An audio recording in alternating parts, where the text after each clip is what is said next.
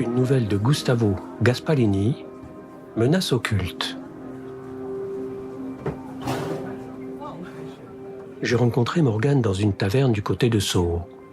Il était assis tout seul à une table, à l'écart, et contemplait d'un air absent une demi-bouteille de whisky, apparemment insensible au vacarme qui l'entourait. Dans cette ambiance saturée de fumée et de cris, sa table donnait l'impression d'une oasis de calme.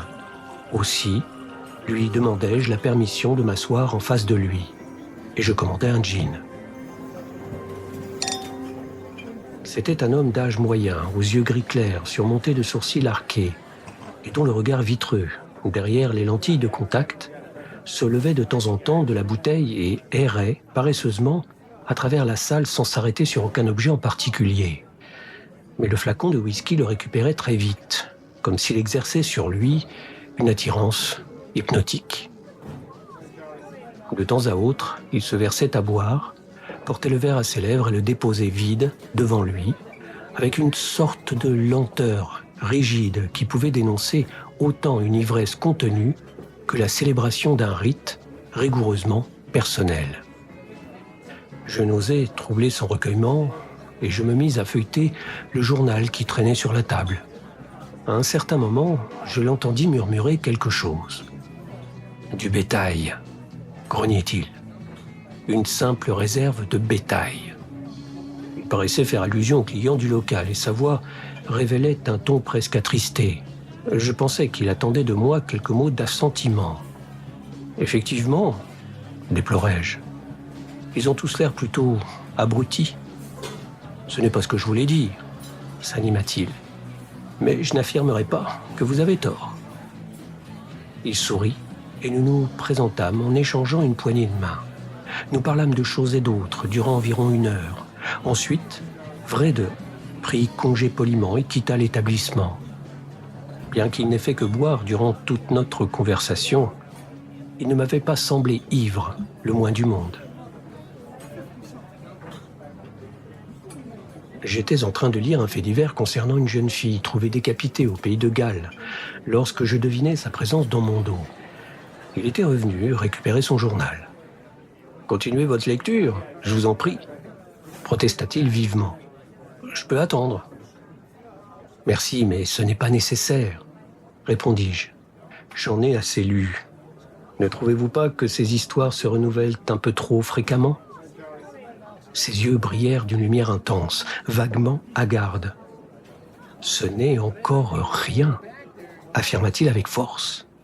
« Si les journaux étaient totalement libres, nous lirions tous les jours des centaines, que dis-je, des milliers de cas semblables dans le monde entier. » Je dus le considérer avec une mine plutôt ahurie, car il éprouva le besoin d'ajouter en guise d'explication « Je suis le seul qui sache, réellement, ce que cela cache. » déclara-t-il sombrement en pressant une main sur sa poitrine d'un air grave. « Vous me paraissez bien informé, » observai-je d'un ton sérieux. « Vous ne croyez donc pas qu'il s'agisse d'un crime de maniaque ?» Il sourit. « Certainement pas, » répondit-il d'un accent qui sous-entendait quelque mystère tout en repliant le journal. Nous sortîmes ensemble dans la nuit humide et brumeuse et je relevai le col de mon pardessus. Les réverbères formaient d'indistinctes taches jaunâtres parmi l'obscurité totale dans laquelle les mots de Vrede roulaient comme enveloppés d'une indéfinissable suggestion. Qu'est-ce qui le poussait à se confier à moi ? Je l'écoutais sans l'interrompre, intéressé, en marchant en silence à côté de lui. Moi seul sais exactement de quoi il s'agit, affirma-t-il, et eux savent que je le sais. C'est pour cette raison qu'ils me traquent, mais ils ne réussiront pas à m'avoir. Je décidai de lui prêter attention. « De quoi parlez-vous » demandai-je. Il m'adressa un rapide coup d'œil, mais apparemment sans même me voir. « Il ne s'agit pas d'êtres humains », déclara-t-il d'un ton péremptoire. « Mais dans une certaine mesure, ils sont en passe de le devenir. Pour ce faire, ils ont besoin d'une charge psychique qu'ils prélèvent dans le cerveau de leur victime. » Je ne savais trop que répondre à une telle affirmation. Aussi demeurai-je muet. Il continua. N'allez pas croire que j'ai toujours été tel que vous me voyez à présent. » Il esquissa de la main un geste vague, de haut en bas pour désigner son propre corps. « Autrefois, j'étais différent. » Il s'interrompit brusquement, en s'arrêtant devant une porte cochère. « Pourquoi ne monteriez-vous pas boire quelque chose ?» proposa-t-il. « Je devine que vous mourrez d'envie d'en savoir plus. » Je ne pouvais pas prétendre le contraire, et je le suivis à son appartement.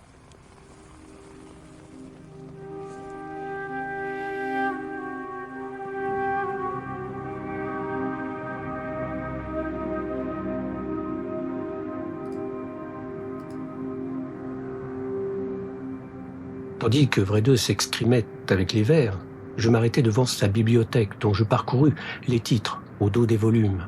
Champ psychique diffus dans la biochimie de la substance vivante, polymorphisme structurel du quantum psychique indifférencié, biologie psychomoléculaire et d'autres choses de ce genre. Vredeux s'approcha en me tendant un verre de scotch. « C'était un cerveau magnifique, déclara-t-il, et je compris qu'il faisait allusion à l'auteur de ses ouvrages. J'ai été son assistant. Il fut leur première victime. » Il vida son verre d'un trait et le remplit immédiatement. Je le regardais avec admiration. Beinster était parvenu à réaliser en laboratoire une substance vivante, vous comprenez, une substance vivante et consciente, de la matière organique indifférenciée, frémissante, de vie consciente. Le ton de sa voix monta en intensité. Immergée dans une solution nutritive, elle croissait de jour en jour, docile, plastique, prenant successivement 1000 formes changeantes selon la suggestion de nos pensées.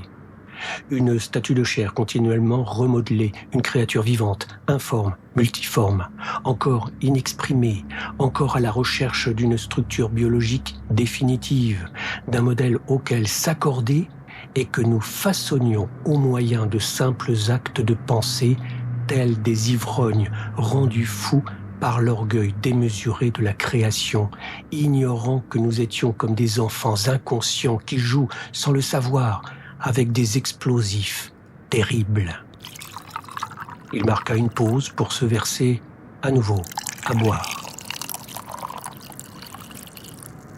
Obéissant à notre volonté, la créature fut tour à tour poisson, oiseau, monstre mythologique, arbre, nuage, femme.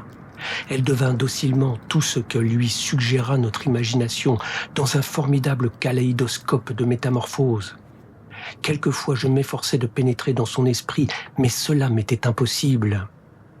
Si la créature s'était révélée capable de capter notre pensée, me demandai-je continuellement, était-elle également capable de penser ?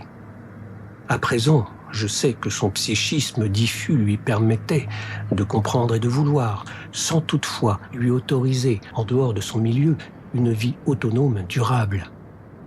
Pour cela, il lui fallait assimiler un cerveau humain.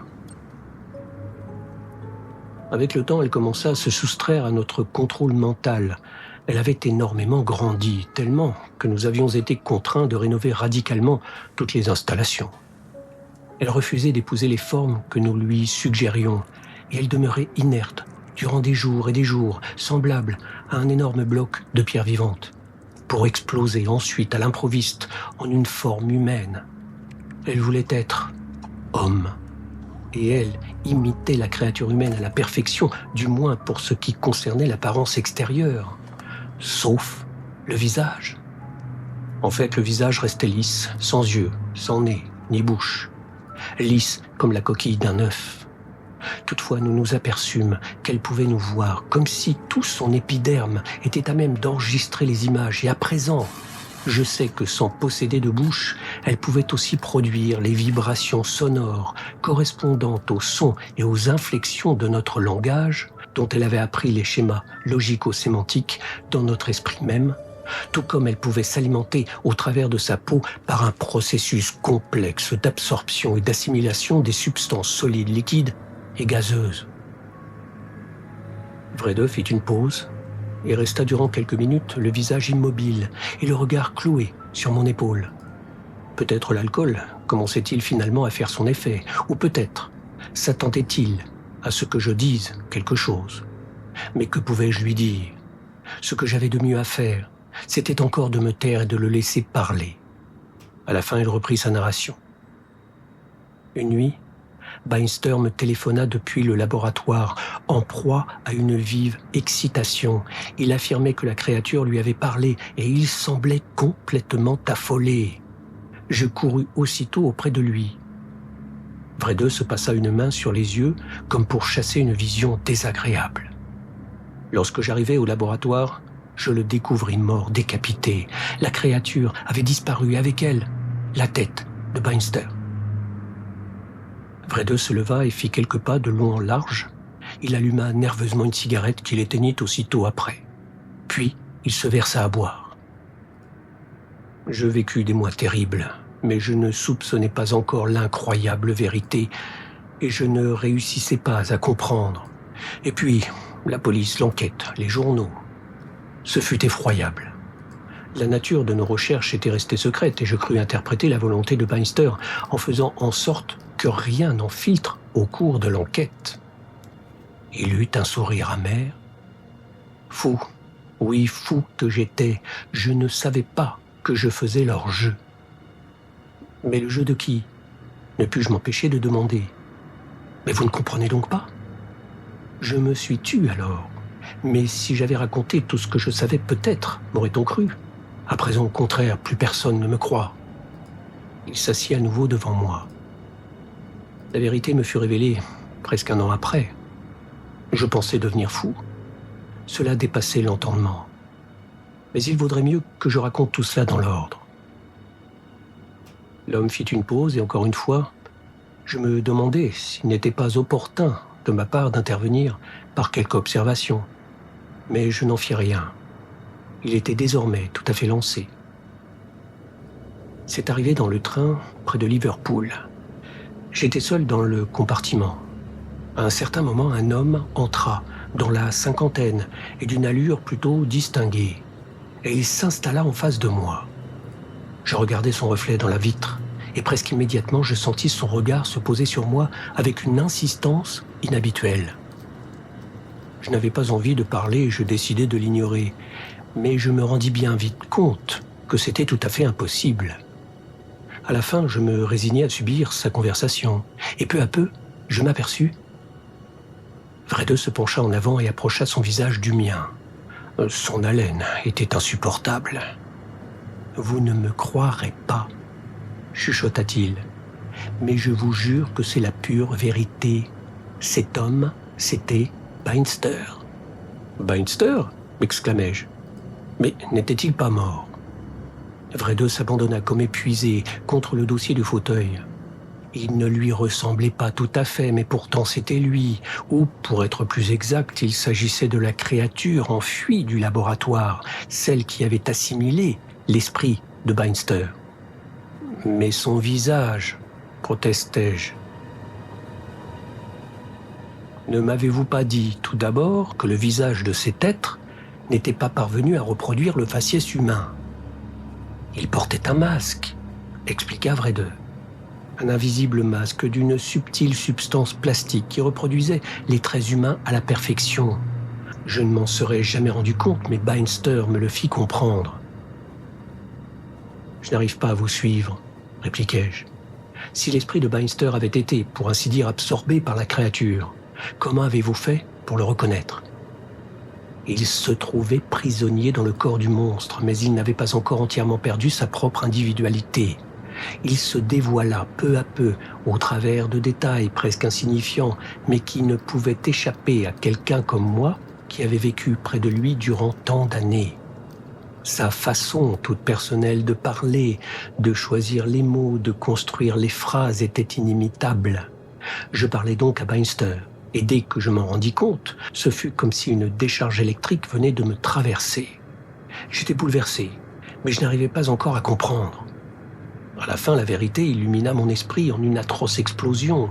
L'horreur me bouleversa. J'aurais voulu hurler, mais aucun son ne sortait de ma gorge contractée. Pendant ce temps, Beinster continuait de bavarder tranquillement, comme si de rien n'était. Alors je compris qu'il ne pouvait pas se révéler ouvertement à moi car la créature ne le lui permettrait pas. Patiemment, feignant de ne pas me reconnaître afin de ne pas éveiller les soupçons de son propre geôlier, Beinster tentait de communiquer avec moi, de me révéler son secret. Je devais jouer le jeu, et je pris garde à ne pas trahir mon agitation. Mais êtes-vous vraiment certain qu'il s'agissait de Beinster ? Objectai-je. Ne pouviez-vous pas vous être trompé ? Vous admettrez que ce récit est peu crédible, pour ne pas dire invraisemblable. Vredeux me lança un coup d'œil furibond, mais il réussit à se dominer. Bon Dieu, oui, c'était lui, sans le moindre doute. Il était prisonnier de cet horrible monstre qui, grâce à lui, parvenait à demeurer en vie et à se faire passer pour un être humain. Et ainsi, j'en vins à connaître l'épouvantable vérité. La créature se reproduisait, s'était déjà reproduite de nombreuses fois par scission. Elle abandonnait alors momentanément la forme humaine. D'autres monstres étaient déjà disséminés de par le monde à la recherche de proies, et ils se multipliaient rapidement selon une progression géométrique. À la fin, l'humanité entière devait tomber complètement dans leur pouvoir. C'est horrible, réussis-je à articuler. Mais c'est une histoire trop fantastique et ne peut être vraie. Vredeux se tordit les mains dans une attitude désespérée. Vous devez me croire. L'humanité entière est devenue désormais un seul et immense package pour ces immondes vampires. Bientôt, ils auront peuplé toute la terre et les hommes auront complètement disparu, engloutis par ces horribles créatures. Ils se reproduisent selon une progression géométrique. Est-ce que vous vous en rendez compte ? Il avait la voix empâtée caractéristique d'une ébriété avancée. Je remarquai qu'il avait absorbé à lui tout seul plus d'une demi-bouteille de scotch. Il tenta de se soulever du fauteuil, mais en fut incapable. L'ivresse subite et violente l'empêchait d'accomplir le moindre mouvement. Ses yeux vitreux attachaient sur moi un regard absent, vide. Si on ne réagit pas immédiatement pour faire face à cette situation, si on ne trouve pas au plus vite un moyen efficace pour se libérer de ces monstres, c'en est fini de la race humaine, conclut-il d'une voix chargée d'angoisse. Que faudrait-il faire selon vous ? Demandai-je intrigué. En premier lieu, soumettre à de périodiques contrôles biologiques toute la population adulte. Oui, je sais, c'est une entreprise énorme, de longue haleine, coûteuse et peut-être tout à fait inutile. En second lieu... Oh, mais pourquoi est-ce que je vous raconte tout ça ? À quoi cela sert-il ? Personne n'a jamais voulu écouter mes propositions. Les hauts fonctionnaires, les chefs du gouvernement auxquels j'ai adressé mes lettres ne les ont jamais prises en considération, me jugeant, sans doute exalté ou fou. Peut-être aurais-je dû me faire connaître en personne, tenter de les convaincre par moi-même. Mais je ne le pouvais pas, parce que cela signifiait sortir à visage découvert et m'exposer à l'attaque de ces êtres effrayants, lesquels n'auraient pas tardé à m'éliminer. Je dois rester dans l'ombre, parce que je suis le seul être humain à connaître leurs secrets. Je constitue pour eux leur unique point faible, la seule possibilité, à plus ou moins longue échéance, de péril réel. Vous n'avez jamais craint de vous adresser à des personnes qui seraient déjà tombées sous le contrôle des monstres ? Observai-je. Compte tenu de leur importante position dans le domaine politique ou social, leur assimilation devrait constituer pour ces créatures l'un de leurs premiers objectifs. Je me rendis compte que mes paroles l'avaient impressionné. Il me regarda d'un air égaré. « Ce serait terrible », balbutia-t-il. Ses mains semblaient agitées d'un tremblement incontrôlable. Je me levai et me penchai sur lui en posant mes mains sur les accoudoirs de son fauteuil.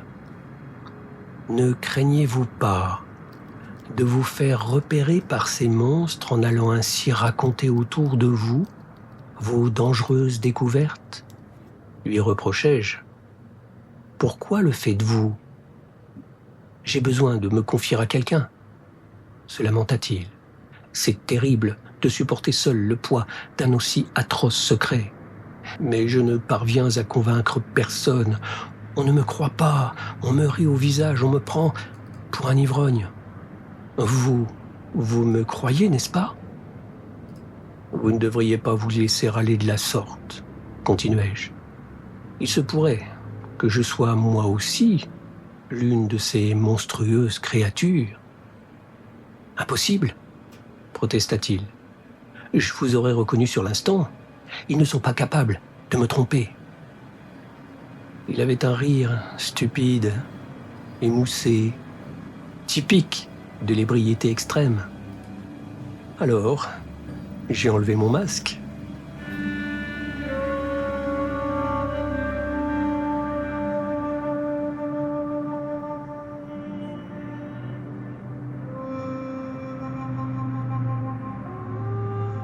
Menace occulte est une nouvelle de Gustavo Gasparini, extraite du magazine Fiction spécial numéro 30, Demain l'Italie, publié aux éditions Opta. Narration, réalisation sonore et musique, Eric Hansen.